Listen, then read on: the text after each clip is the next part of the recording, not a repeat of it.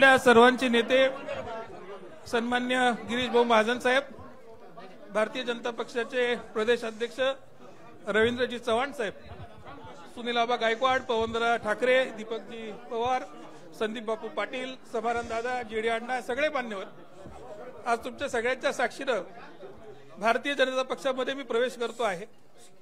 आदरणीय गिरीश भाऊंनी माझ्यावर जो विश्वास दाखवला आणि मला पक्षात पुन्हा काम करण्याची संधी दिली त्याबद्दल मी त्यांचा ऋणी आहे। येणाऱ्या काळामध्ये मालेगाव तालुक्यात नव्हे तर संपूर्ण जिल्ह्यामध्ये, मग बागलाण तालुका असेल, नांदगाव तालुका असेल, सगळीकडे भारतीय जनता पक्ष ताकदीनिशी निवडणूक लढेल। 100% भाजपसाठी आम्ही तयार आहोत। जिल्हा परिषद आणि महानगरपालिकेच्या निवडणुकांमध्ये दोन्ही ठिकाणी भारतीय जनता पक्षाचा महापौर आणि भारतीय जनता पक्षाचा जिल्हा अध्यक्ष, जिल्हा परिषद अध्यक्ष हा करण्यासाठी आम्ही सगळेजण कटिबद्ध आहोत।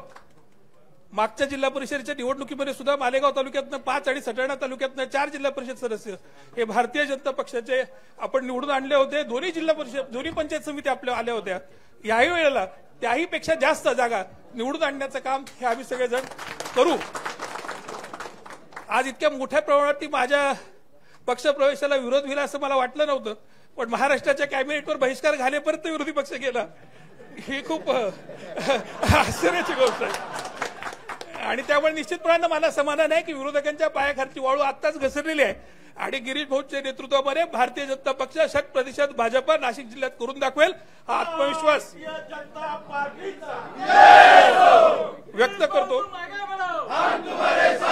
सन्मान्य गिरीश भाऊंचे, सन्मान्य देवेंद्रजींचे आणि सन्मान्य चव्हाण साहेबांचे आभार व्यक्त करतो आणि थांबतो। जय श्रीराम। धन्यवाद। यानंतर भारतीय जनता पार्टीचे प्रदेशाध्यक्ष आदरणीय रवींद्र चव्हाणजी यांना विनंती करतो की त्यांनी संबोधित करावं। सर्वांना विनंती आहे, सर्वांनी दोन्ही हात उंच करून आपण सर्वांनी घोषणा द्यायच्या आहेत।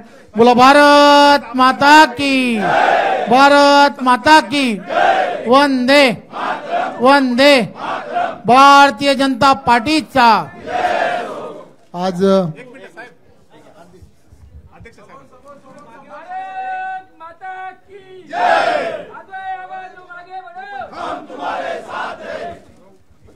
आज आपल्या नाशिक जिल्ह्यामध्ये आणि विशेष करून मालेगाव या सर्व परिसरामध्ये आपण सर्वजण जाणता अद्वैत हिरेजी आणि त्यांच्या बरोबरच्या असणाऱ्या सर्व सहकाऱ्यांनी घर वापसी या सर्वांची पुन्हा एकदा झालेली आहे। त्याबद्दल मी त्यांचा आणि त्यांच्या सर्व सहकाऱ्यांचा मनपूर्वक धन्यवाद देतो। देशाचे पंतप्रधान आदरणीय नरेंद्र मोदीजी आणि महाराष्ट्राचे लोकप्रिय असे मुख्यमंत्री आदरणीय देवेंद्रजी यांच्या नेतृत्वामध्ये केंद्रामध्ये एनडीएचं सरकार आहे आणि राज्यामध्ये महायुतीचं देवेंद्रजींच्या नेतृत्वातलं सरकार आहे।